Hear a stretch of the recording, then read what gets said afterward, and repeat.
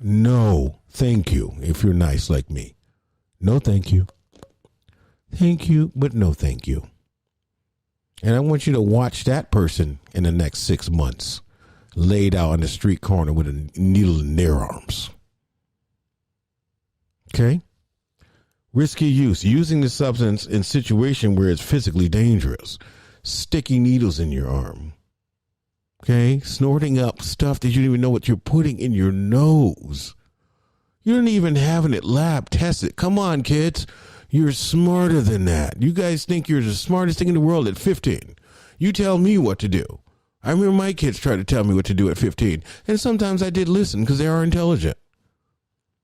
Okay, you do know what to do. Then get the lab tested, bro. Sis, get a lab test. Find out what you're using. Like, use some sense. Do you understand if you are by yourself and you overdose, there is nobody there to save you. No one.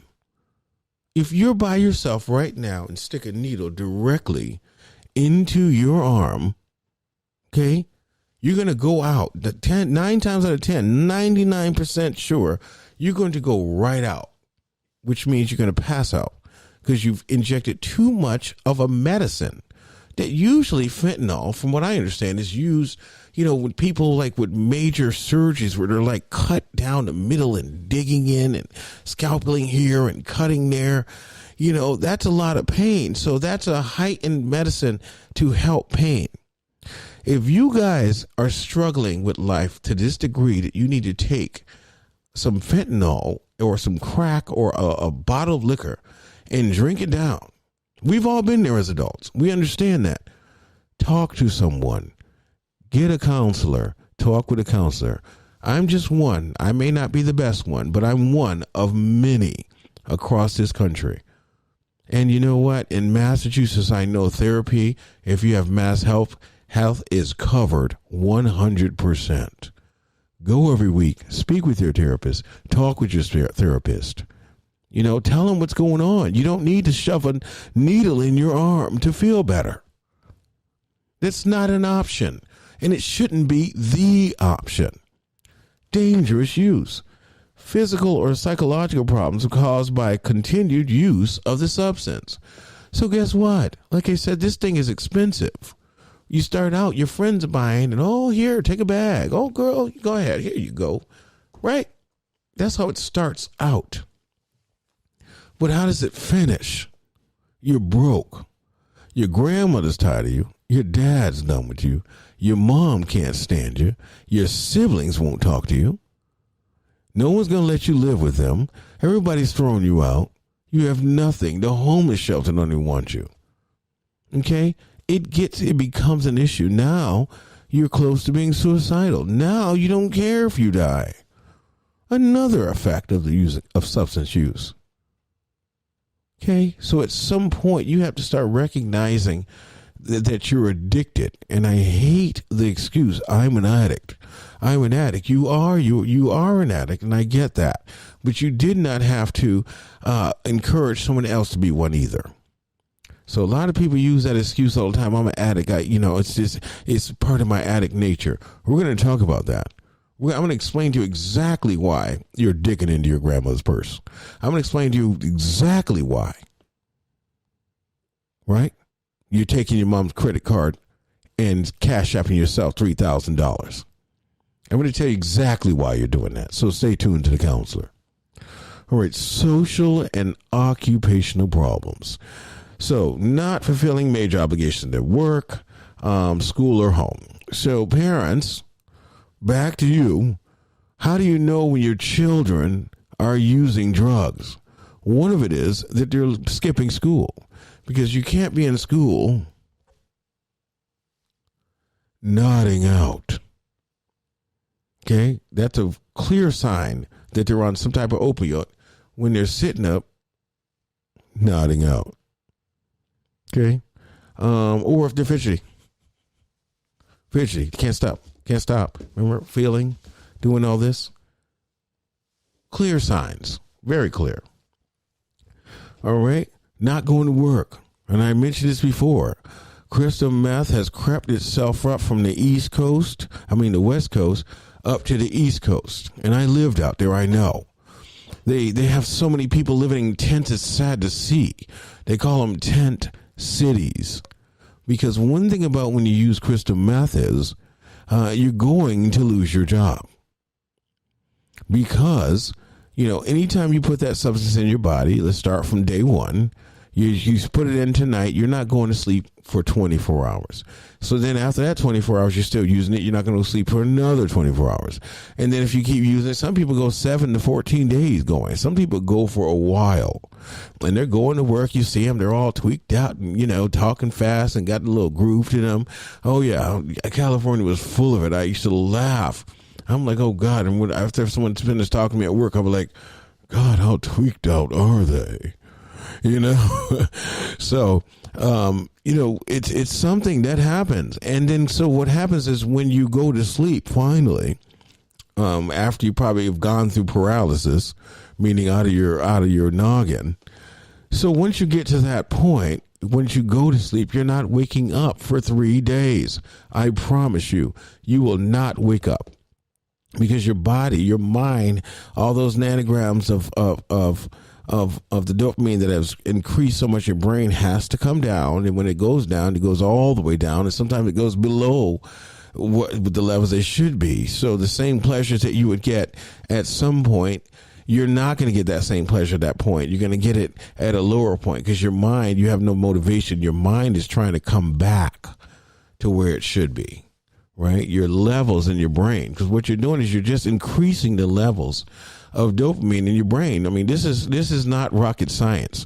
All of these drugs, heroin, crack, alcohol, I think all of the levels only go to about 110 to 115 nanograms. It's not a lot. I think crystal meth, I think they go up to about 1,000. So you ever seen somebody tweaked out on crystal meth? It's it's scary to see and sad at the same time because they're looking at you. Their eyes are open, but they can't see you. They're completely blacked out at that point because their mind has just reached the fluids in their mind, their dopamine levels have increased so high that no one's used to that. No one's used to that. Think about it this way. The pleasure, it's the pleasure part. When you have sex, I think that it goes up to about 50 nanograms, I think, per deciliter. I can't remember exactly. We'll do a class on that at one point. But it goes about that. So you feel a little bit of pleasure, right? Some of us, it takes about 2 minutes to get there, and some of us 2 hours, right? Hint, hint. So yes, but that's a pleasure feeling, right? And so, when you're getting ready to do it again, whenever, with your wife or husband or whoever, you're gonna, your mind is looking for that pleasure. But when you're using drugs, that almost doubles. And at 15 years old, okay, having that type of pleasure hit your body, it's unforgettable. You can't forget about it because guess what? You just felt so good for the first time in your life. All right. So this is not rocket science. I want you guys to start thinking, making a decision. I've been doing this for a while, and so far, the most people that have been dying are the youngest ones. Overdosing. I can't do it another day. All right. Social problems caused by continued use of substance use. There's a lot of people that have a lot of social issues. You start, thinking, using drugs, your brain starts telling you things. Remember, it's mind altering. So now you're not yourself. So, when I smoke crack or when I drink or when I use crystal meth or whatever, I don't want to eat. So now the drug has turned into something like a diet, like an appetite suppressant for you. Right? So of course you're feeling like, people are looking at you and you're feeling self-conscious and, you're not going to parties like you used to because you want to get high first. So socially you start backing away. You start separating from other people. All right. But you're a person too. If you're using crack today, if you're using alcohol today, if you're using drugs today, if you're on drugs today and you're watching me, pick up the phone and give me a call. I want you to know that you're somebody too. All right, that's what makes me so concerned and so saddened by this situation, is because your self-esteem is what is attacked and broken down. Your self-esteem. You no longer feel good about yourself. And so what does that do? Does that encourage you to stop using? No. You want to do more because you just want to feel bad. You enjoy that feeling that, yes, no one cares about me except for this drug. That drug is now your best friend. Okay? When you wake up in the morning on payday and the first thing you want to buy is that drug, that's your best friend. Some people don't even date anymore. I asked a couple kids, I think they were like 22 in detox. I said, do you have a girlfriend?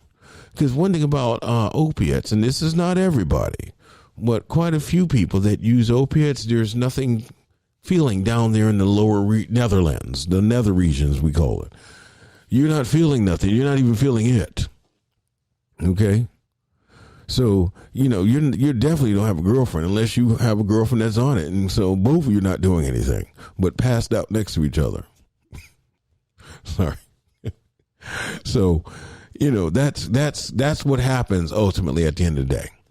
That you start losing interest in relationships. When's the last time you had a relationship? When's the last time you dated, went out to the movies? Because, oh, my God, it's $14. I can use that to buy me another bag. I can get me another drink with $14. When's the last time you done something for yourself? You start backing away socially. All right. Decreasing or giving up important social occupational activities. Once again, people aren't playing basketball anymore, like by the time they're 18, who love playing. They're not playing any soccer, football, like nothing. You're not going to play tennis. You're not playing racquetball at the club. You're not doing anything. All you want to do is get high. At 18 years old, that's all you want to do. Really. And then you have physical effects. So building tolerance, needing more and more of the substance to achieve the same effect. So now what took one bag that lasted you all day, right? Heroin users, right now you need one every 3 hours just to sustain, to not get sick. By the way, just for the record, for those of you who don't know this, you don't have to get sick anymore. And I want you to pick up the phone and give me a call. There are things out there now that can help you sustain. Okay? I promise you, you will not be sick anymore. And the reason why I'm saying that is because I did meet a young man who I hope one day will contact the show, who parents were using, and he was put on to use as well. And I'll let him tell his own story. But he never knew there were what they call medication-assisted treatments for him. Because all he knew is that when he woke up in the morning, he had to run and get a bag from the drug dealer. He had to get one for the mom and the dad and himself because they were sick. And I said, well, have you ever heard of Suboxone? And he said, no, what's that?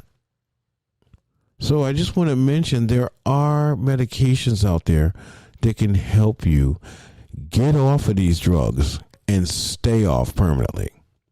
There is a plan that will help you, but we can't help you if you don't pick up the phone and call. All right, and lastly, experiencing withdrawal. We all know what withdrawal is. It's physical or psychological symptoms when not using the substance. So when you start feeling, your body starts having like feelings. I guess I can try to give some examples. I don't know everything about withdrawals and I've never had any, but I can say that I know that with alcohol, when people are having withdrawals or beginning the stages of withdrawals, they're feeling dry mouth. Their skin very sensitive. Some people who are alcoholics start shaking. Can you hear? We used to say at detox. Here, can you hold this sour cream? I need some whipped cream. It was funny, but they kind of got the joke. Yeah, the hands are doing this, and you need a drink to calm yourself down, right? Something's going on, right? With opiates, you are getting what they call sick, meaning their body is feeling like it's hungry. It's feeling like it's not hungry. They're having mixed feelings. The agitation, there's a lot of agitation, irritation, anger, like, withdrawals. It comes with a lot because your body is looking for that same feeling that you've been giving it. And when you run out of money, when you run out of what you need, then what? All right. And then finally, I just want to talk about just some of the help you can get. I'm not ending this segment, but what I want to do is I want to mention the help that you might get. So there's 4 different types of addiction treatments. There's individual therapy, which, again, if you call a counselor, the counselor will help you. They're usually a therapist. They help you change your substance-related thoughts. So we talk to you. We try to figure out what's going on. How did this happen? How did you end up in this place? If it's usually an undiagnosed mental health issue, depression, anxiety, some kind of, past trauma.